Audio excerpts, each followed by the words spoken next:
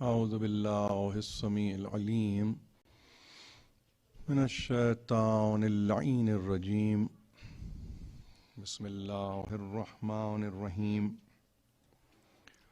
الحمد للہ الذی ذکرہ شرف للذاکرین وطاعتہ نجات للمطیعین وحمدہ عز للحامدین وشکرہ فوز للشاکرین والصلاة والسلام علی سید الانبیاء والمرسلین ابی القاسم محمد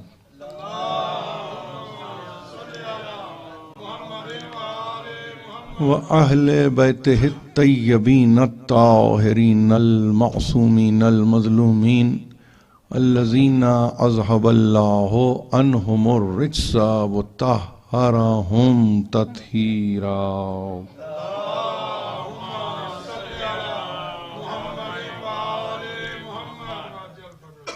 أما بعد فقد قال الله سبحانه وتعالى في محكم كتابه الحكيم يا أيها الذين آمنوا أوفوا بالعقود صلوات.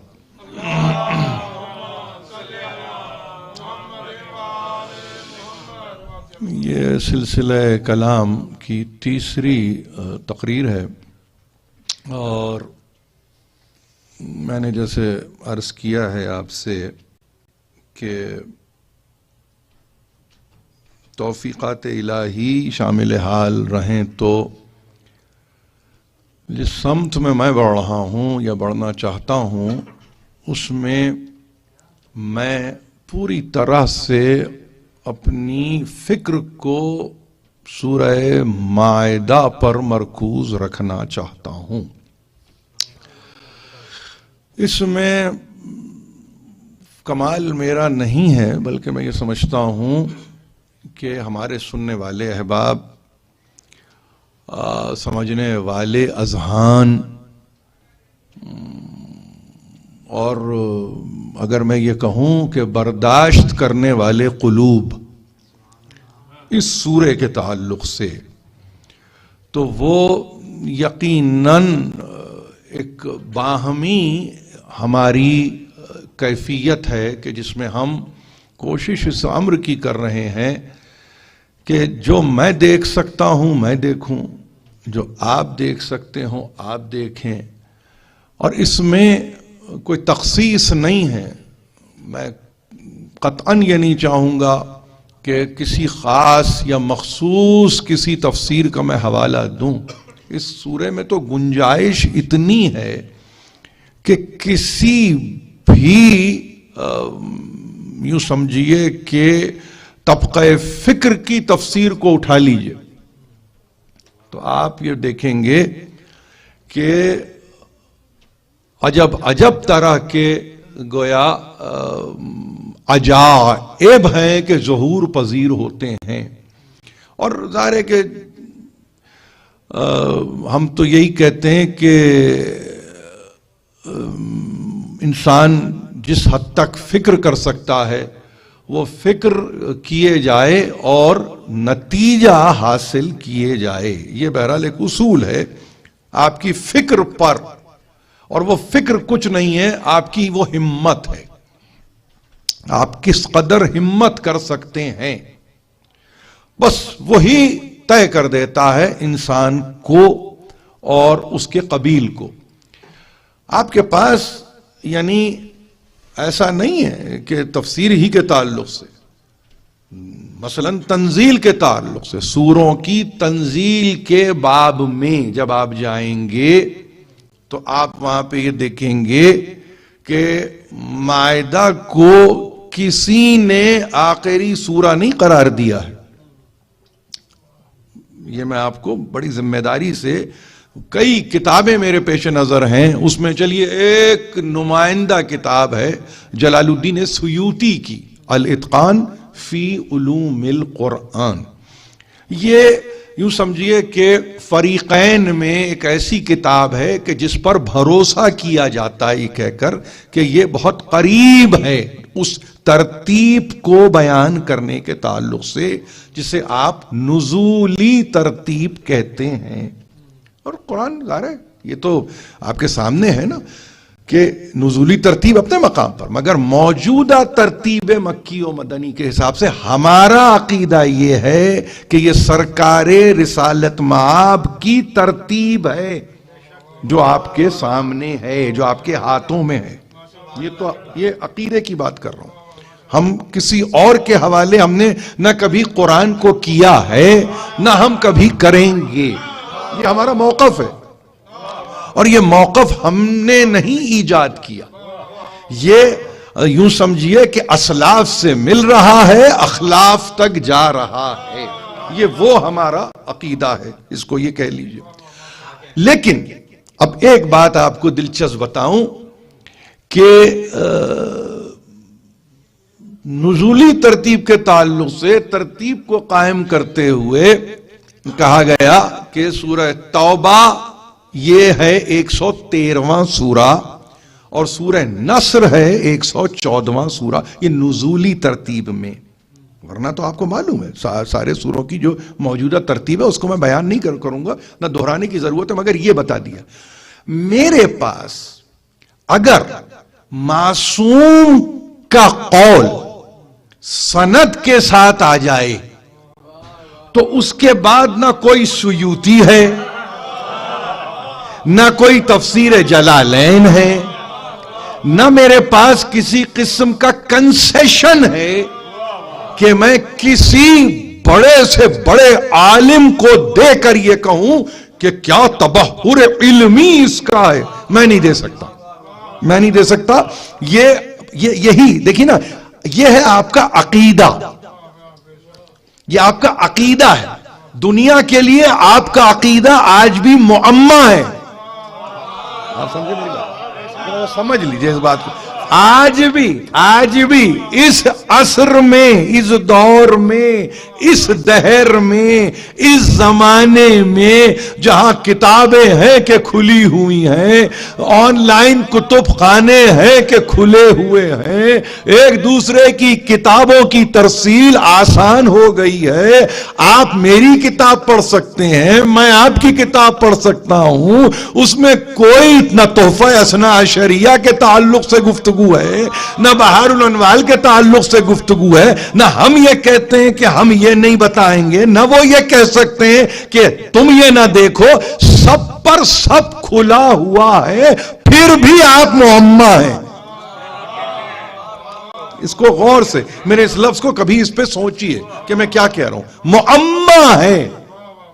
اچھا معمہ کیا ہے؟ معمہ کا مطلب یہ ہے کہ ایک طلب ہے، ان کو ایک جستجو ہے، اور وہ جستجو چونکہ از خود ہے تو اس از خود جستجو میں وہ پھر ڈور ہے کہ سلجھتی ہی نہیں، الجھتی چلی جاتی ہے. بھئی فلسفی کو بحث کے اندر خدا ملتا نہیں، ڈور کو سلجھا رہا ہے اور سرا ملتا نہیں. یہ ہے نا، یہ تو اب تو یعنی یہ تو محاورے کا شعر ہے. اس کو پڑھنے سے کسی نے روکا نہیں ہے. یہ تو اب بامحاورہ اردو زبان سے اگر واقفیت ہے تو یہ شعر پڑھا جاتا ہے. تو کیوں؟ اس لیے کہ جستجو ہے، خود ہے. مگر ذرا سی اس جستجو کو سرپرستی مل جاتی اور وہ علمی سرپرستی ہوتی تو یقین جانیے ہم معمہ نہیں ہوتے، ہم ان کے لیے بھی عقیدہ بن جاتے. یہ اس کو آپ بیان کیجئے اپنی نجی نشستوں میں. ہمارے دوست، ہمارے احباب، ہمارے بچے، ہماری بچیاں، بہنیں، بھائی جو بھی ہیں اس کو بیان کریں. ان کو کہیں کہ ہمارا مسئلہ یہ جو آج ہم اس کیفیت میں، اس کی وجہ یہ کہ وہاں کوئی علمی سرپرستی کرنے والا نہیں ہے. اگر علمی سرپرستی ہو جاتی، میں یہ عجیب بات آپ سے، علمی سرپرستی ہو جاتی، یقین جانیے تو اس میں تو مدارات قائم درمیان میں ہو جاتے. ہمارے معاملات اچھے ہو جاتے، ہمارے پاس یوں سمجھیے کہ وہ باہمی الفت جو اخوت میں جا کے بدل جاتی ہے وہ ہمارے ساتھ ہوتی. مگر ہوا یہ ان بیچاروں کے ساتھ کہ کوئی نہ مل سکا، کوئی نہ مل سکا. اور اگر کوئی ذرا سا قریب بھی آیا تو پھر وہ احمد ابن حنبل بن گیا، وہ گرفتار محبت محمد و آل محمد میں مبتلا رہا. تو اب اتنا قریب آ کے پھر انسان کتنا دور ہو جاتا ہے. اچھا میں عرض یہ کروں تو پھر کیوں نہیں اور آئے نزدیک؟ اس لیے کہ وہ اپنی ذمہ داری پہ خود آئے. انہوں نے کہا ان کی الفت خود پیدا کرو. یہ پیدا کروائی نہیں جاتی، اسپانسرڈ نہیں ہوتی. آپ سمجھے؟ یہ خود اس چراغ کو خود جلنا ہے، یہ خود جلے گا تو روشنی بکھیرے گا.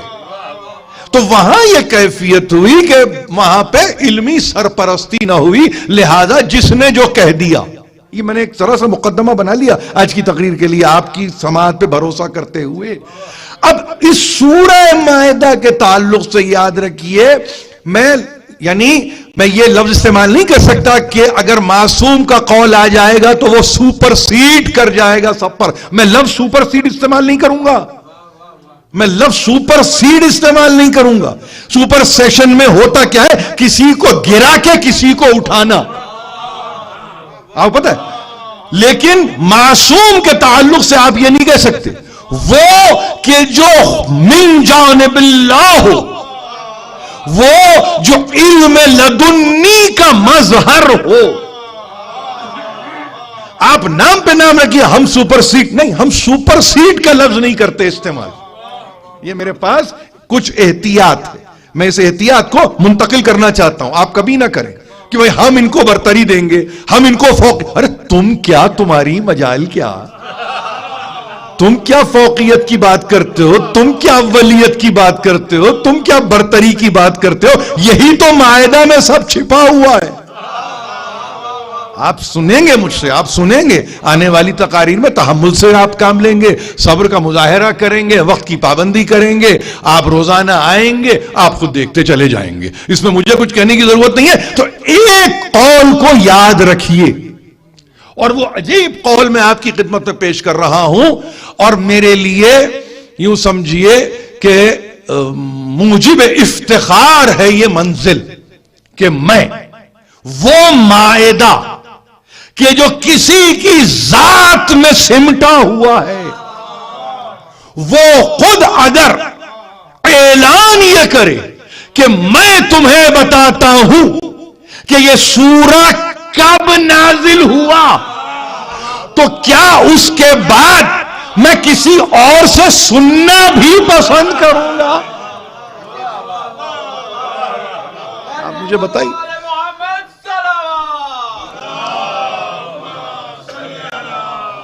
یہ اب ایک ذرا سے قول کو سن لیجئے. میں نے کہا کہ یہ ہم کوشش کر رہے ہیں اس سمت میں بڑھیں جو مائدہ کی ہے، تو مجھے تھوڑا سا تو گراؤنڈ کو فرٹائل کرنا ہوگا نا. دیکھیے نا، آپ گراؤنڈ کو ٹل کرتے ہیں پہلے، اور اس کے بعد آپ یہ کہتے ہیں اب اس قابل ہو گئی زمین کے بیج اس میں ڈالا جائے. تو مجھے اتنی تو کوشش کرنے دیجئے کہ آپ کے ویسے ہی دماغ زرخیز ہیں، کوشش میں اور اوپر سے کر رہا ہوں، اب اس میں تخم ریزی میری طرف سے ہو جائے، اور یوں سمجھیے کہ 27 تقریروں کے ختم ہونے تک اگر وہ شجر با ثمر بن جائے تو اس میں کوئی میں نہیں سمجھتا ہوں کہ کسی قسم کی کوئی مسئلے کی بات ہوگی. یہ تو اچھائی ہے، یہ تو خیر ہی ہے، یہ تو برکت ہے. دیکھیے میں جس قول کی طرف نشاندہی کرنا چاہتا ہوں اس کو 3 سورسز میں جا کے آپ دیکھیں گے. ایک میں نے کل اس کا اظہار کیا تھا، دوبارہ کر دیتا ہوں کیونکہ اس میں پھر ریفرنس بن رہا ہے، وسائل الشیعہ. یاد رکھیے اس کی ایک مستدرک آئی، مستدرک الوسائل، آیت اللہ نوری، محدث نوری. لیکن جب آپ وسائل الشیعہ کا تذکرہ کرتے ہیں تو ہمیشہ یاد رکھیے وسائل الشیعہ نے اکتفا اکتساب کیا ہے اصول کافی سے، من لا یحذرہ الفقی سے، تہذیب سے، استبصار سے، یعنی 30,000 سے زیادہ احادیث کا مطالعہ کیا ہے، اس کے بعد آپ کے سامنے وسائل الشیعہ ہے، اور انجنکشنز اس میں موجود ہیں، جس کو آپ یہ کہیں فقہی اصطلاح میں کہ وہ احکام فقہی کہ جس پر میرا مدار ہے، آپ کا مدار ہے، میرے آنکھ کھولنے سے لے کے آنکھ بند کرنے تک سارا معاملہ فقہ کے درمیان ہے. آپ سمجھے؟ اس میں گھبرانے کی ضرورت نہیں ہے، گھبرانے کی ضرورت نہیں ہے. یہ لفظ اگر فقہ آ جائے تو آپ کے ذہن میں کہیں ایک فقیہ آتا ہے، مگر سب سے پہلے تو سمجھیے کہ فقہ ہے، یعنی وہ پوری جورسپروڈنس ہے کہ جس کے نتیجے میں آپ کی زندگی گزرتی ہے، جس کے سائے میں، جس کے شیڈو میں، جس کے ظل میں وہ زندگی گزرتی ہے. ایک علم ہے نا، تو اب وہ علم آپ کو کہاں سے ملتا ہے؟ وسائل الشیعہ، حر عاملی. اب یہ کنٹمپرری ہیں مجلسی کے، ملا باقر مجلسی صاحب بہار الانوار. اور دوسرا اس کا ریفرنس دے رہا ہوں تفسیر نور الثقلین عبد علی جمعہ الحویزی، یہ بھی یاد رکھیے آپ. تفسیر نور الثقلین کے مؤلف نے مقدمے میں یہ لکھا ہے کہ اتنا زمانہ گزرنے کے بعد بے چینی رہی، بے کیفی رہی، اطمینان نہیں تھا، اور فقط اس لیے نہیں تھا کہ کوئی ایسی تفسیر نہیں تھی کہ جو اقوال معصوم پر مبنی ہو. تو انہوں نے کسی ریفرنس کو نہیں لیا، انہوں نے اگر کسی آیت کی تفسیر پیش کی ہے تو انہوں نے قول معصوم کو سامنے رکھا. اب یہ نعمتیں کس کو نصیب ہے بھائی؟ یہ کس کو نصیب ہوتی ہیں؟ نکال کے لائیے تاریخ میں، آپ نکال کے لائیے کہ بھئی یہ ایک ہیں اتنے بزرگ صحابی، اور ان کی صحابیت کی بزرگی کی بنا پر پوری تفسیر ہے.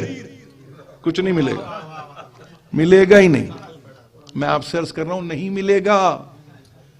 بھئی سب کے درمیان ہی تو قرآن آ رہا تھا، تو پھر کون سی چیز معنی تھی؟ تو اب حضرت ابو ہریرہ رضی اللہ تعالیٰ عنہ سے پوچھیں تو وہ کہیں کہ بھائی یہ ٹھیک ہے کہ بزرگی اپنی جگہ ہے، مگر ان کو شب و روز اپنے کاروبار سے فرصت ہو تو قرآن سنے نا آ کے. یہ تو کمپلیننٹ ہے. اتنا بڑا صحابی ہے، اتنا بڑا فتح خیبر کے بعد مسلمان ہونے والا، کتنا عظیم صحابی ہوگا کہ وہ یہ کہے کہ یہ آپ جن کو بزرگان دین کہہ رہے ہیں یہ رکے تو صحیح، تو جو قرآن کی تلاوت میں نہ رکے تو وہ جنگ کی منزل پہ آپ اس کو کیسے رکتا ہوا پائیں گے؟ یہ تلاوت قرآن ہی تو آپ کو مجاہدے کی اور مقاتلے کی منزل پہ لے کے جاتی.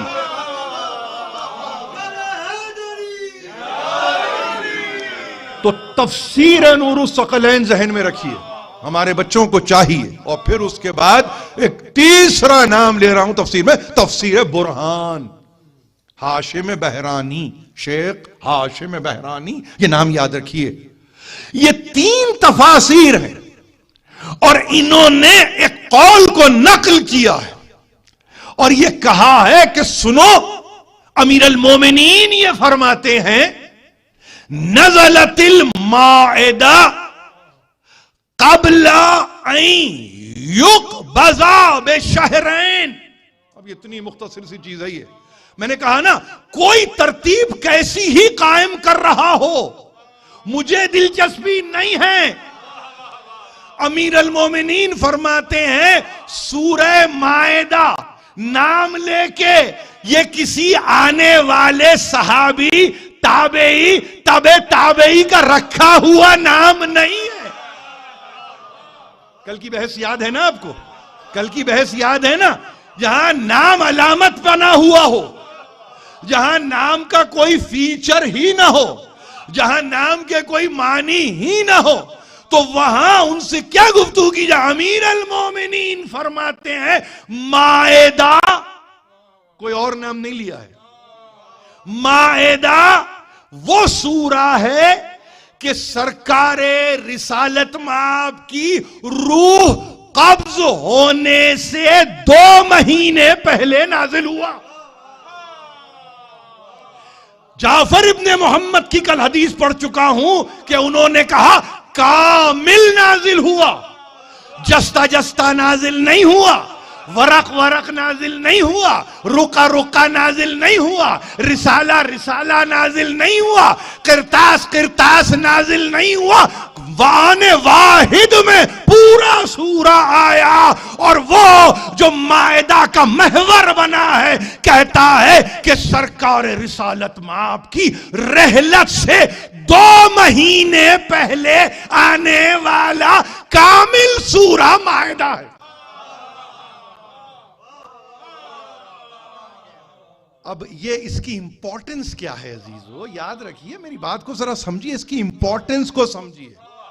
دیکھیے میں نے کل بھی اشارے میں ایک بات کی تھی، آج وضاحت کرتا ہوں اس بات کی، اور وہ بات یہ ہے کہ جو اس کو 111ویں نمبر پہ رکھنا چاہتے ہیں، جو اس کو 100 کم نہیں ہے، 111 کم نہیں ہے، 112 میں 113 پہ یا 114 پہ رکھوں تو اس کی فضیلت نہیں بڑھتی ہے، مگر ہوتا یہ ہے کہ جتنا پیچھے سورے کو آپ لے کے جائیں گے اس کے بعد آگے اس کا کوئی ناسخ آتا ہے، مائدہ کا ناسخ کوئی نہیں۔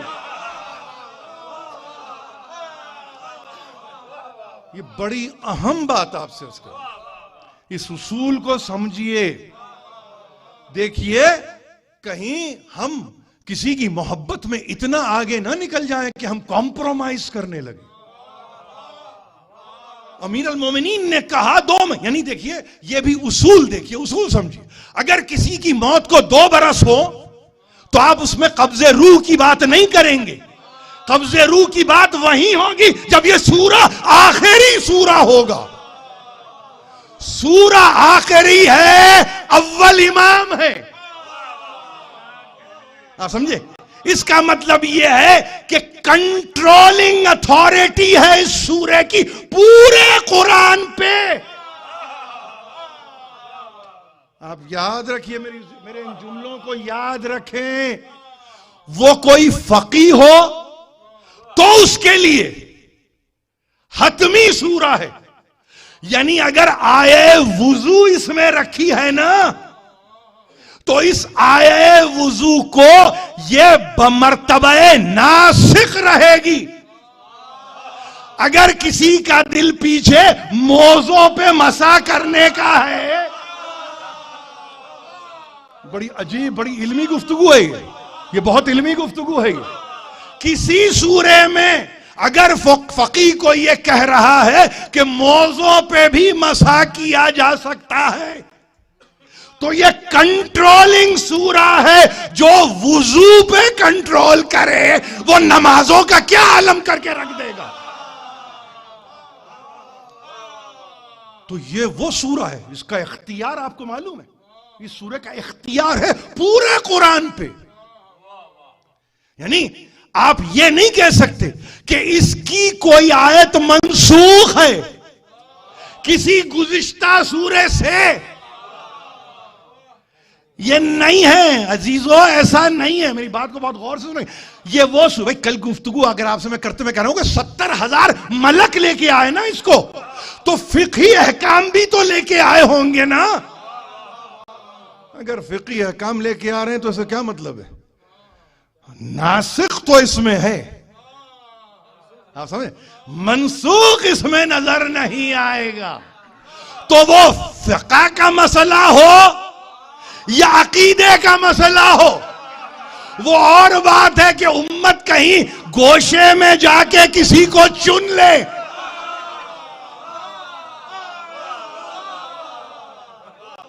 کسی کو کوشے میں لے جا کے سورہ تو ناسخ یہ ہے. اب اگر قرآنک ٹیریٹری سے نکل کے کوئی فیصلے کر رہا ہے تو یہ سورہ ناسخ بنا رہے گا. جتنے ہونے والے اعمال ہیں سب کو منسوخ کرتا چلا جائے.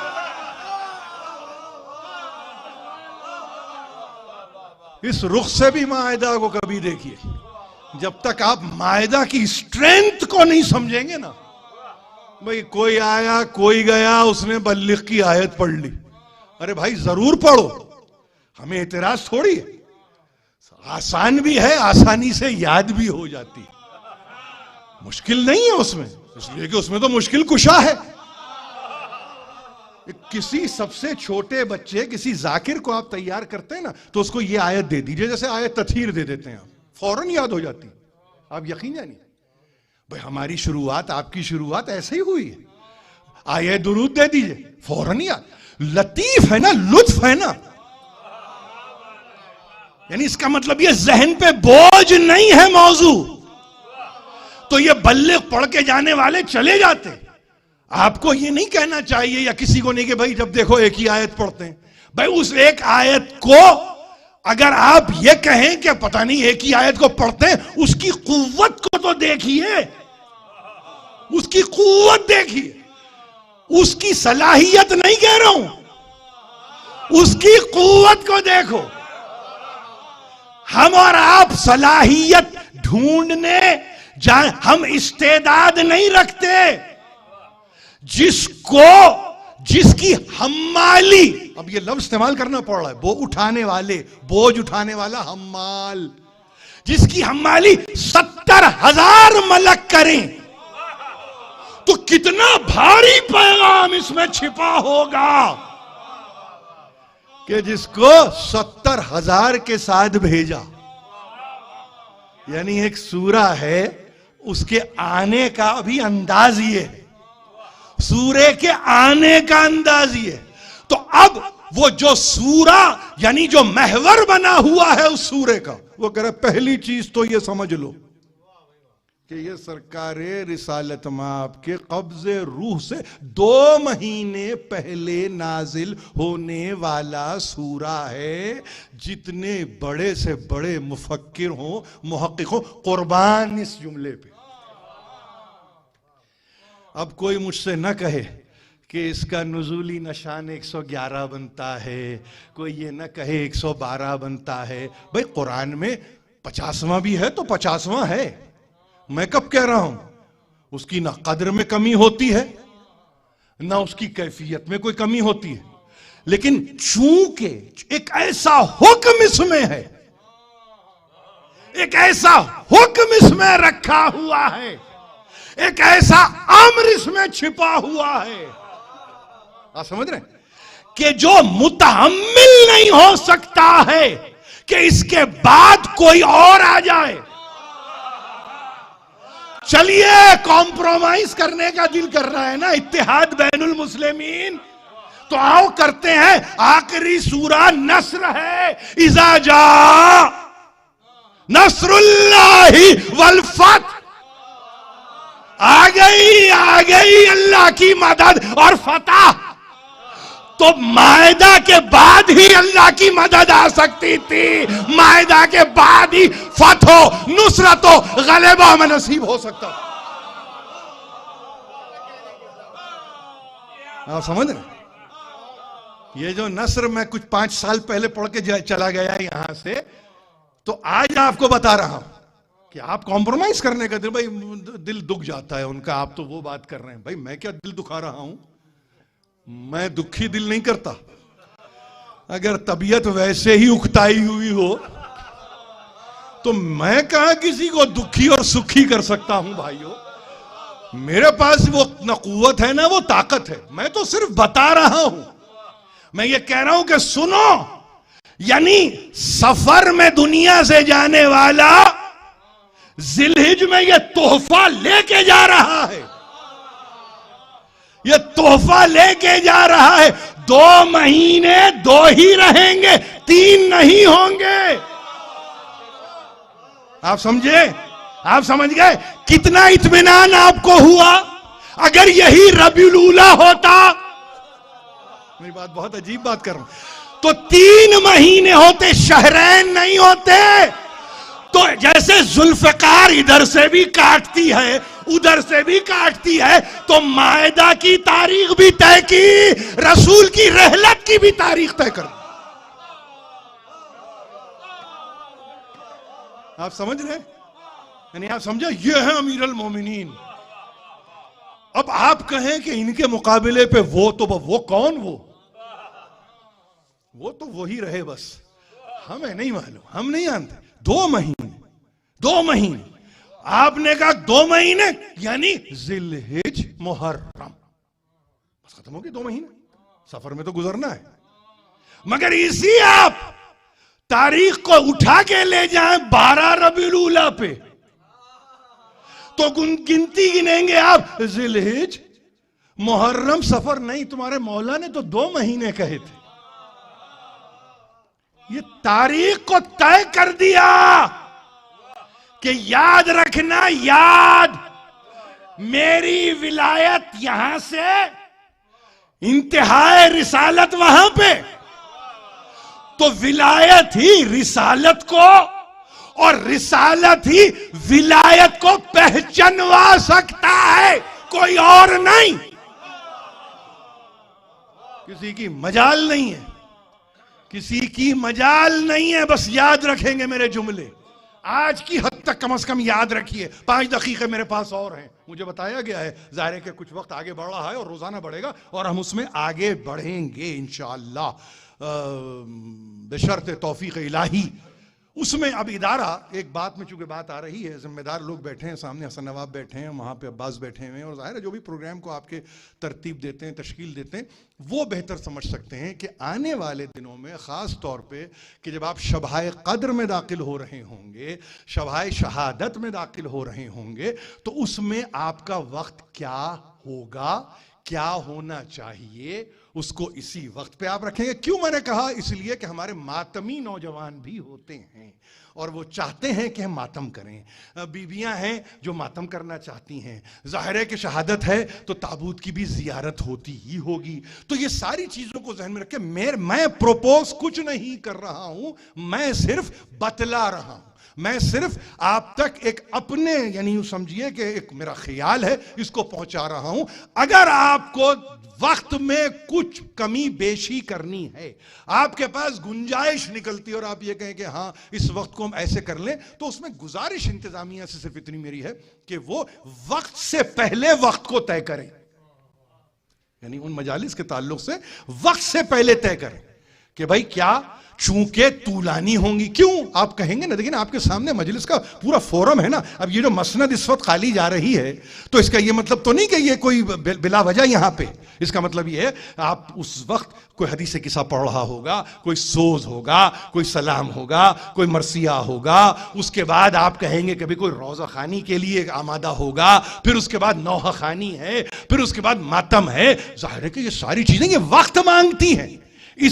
یہ جو ہمارا وقت ہے یہ خالصتاً ابو زہرا کی تلاوت اور ان کی دعا افتتاح کے بعد جو ہم روزانہ یہاں پہ صرف کر رہے ہیں، فقط اس لیے کہ اس میں ہمارے پاس گنجائشی وقت کی اتنی ہے.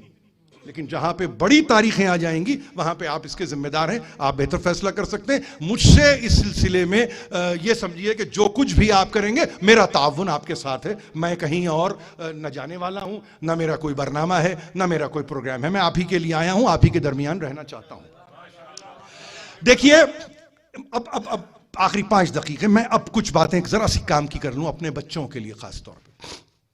یہ تو میں نے آپ کو ایک آپ کی فکر کو تازہ کیا، اور اگر تازہ میں نے کیا تو اس طرح سے میں نے تازہ کیا کہ دیکھیے اس کی قوت کو پہلے اس کے آؤٹ سکرٹ سے سمجھ لیجئے. سورے میں داخل ہونے سے پہلے اس کے آپ حوالی کو دیکھ لیجئے، سورے کے ماحول کو دیکھ لیجئے کہ یہ سورے کا ماحول کیا ہے. اور ماحول بنانے سے بنتا ہے. جس نے ملک پہ ملک بھیجے اس نے بھی ایک ماحول بنایا، ایک ماحول بنا تو یہ سورہ آیا. یوں تو آپ کے سامنے پوری تاریخ موجود ہے. 27ویں کسی کے لیے شب 23، کسی کے لیے شب 27، اور وہ کہیں گے کہ بھئی وقت واحد میں، آنے واحد میں، یعنی ایک صاعقے کی صورت قلب محمد پہ قرآن آ گیا، اور جستا جستا 23 برس میں اس کو انہوں نے امت تک پہنچایا.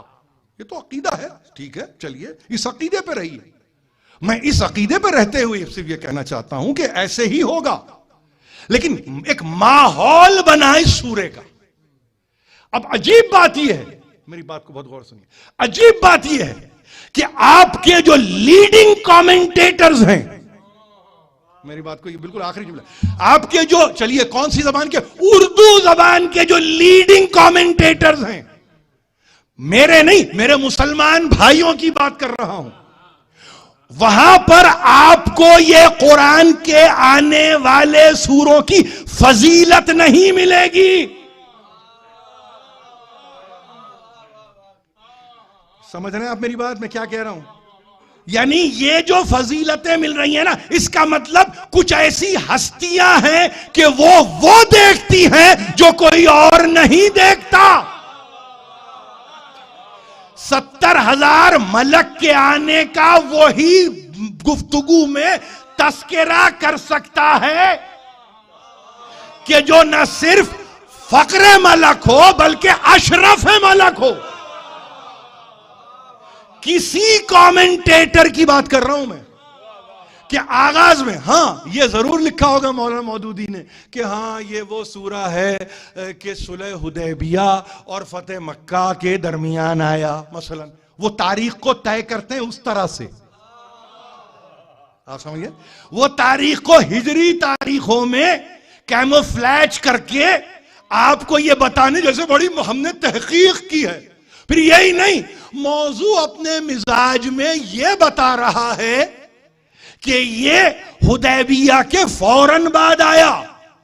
قرآن کا مزاج دیکھیے، ان کا مزاج دیکھیے، یہ مزاج قرآن کے مزاج کو طے کرے گا، اور اس طے کر دینے والے مزاج کو ترجمان القرآن کہتے ہیں، اور ایسے کام کو قرآن کی ترجمانی کہا جاتا ہے.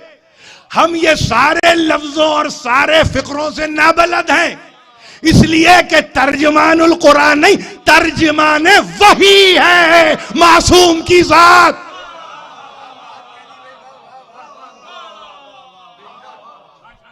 آپ تو رک گئے، ہم ترجمانی کر رہے ہیں، ہم قرآن کے ترجمان ہیں.